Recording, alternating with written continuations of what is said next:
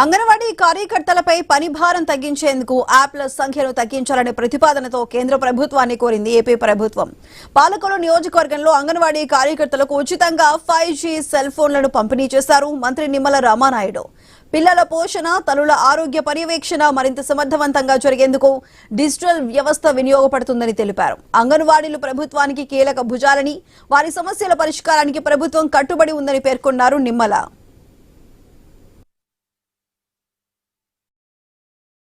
ఎదుర్కొనే ప్రతి సమస్య తెలుసు.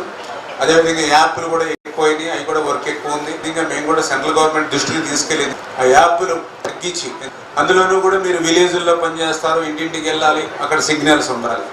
ఆ సిగ్నల్స్ రాకుండా అది చక్రం తిరుగుతూ ఉంటే ఆ చక్రం ఆగేదాకా మళ్ళీ అక్కడ నిలబడాలి. ఇవన్నీ కూడా ప్రాక్టికల్ మీ అందరికీ కూడా ఇబ్బందులు ఉన్నాయి. ఒక ప్రభుత్వం 10-15 సంవత్సరాలు కంటిన్యూ ఉంటే ఖచ్చితంగా ఈ సమస్యలన్నీ లేకుండా మనం చేయగలిగేవాళ్ళం. ఖచ్చితంగా నాకు అవకాశం ఉన్నప్పుడల్లా నాకు ఏ ప్లాట్ఫారం దొరికినా కూడా మీ సమస్యను నేను అడ్రస్ చేయడానికి ఖచ్చితంగా నేను ప్రయత్నం మీ తరపున నేను చేస్తానని చెప్పి మీ అందరికి కూడా మాటిస్తూ ఉన్నా.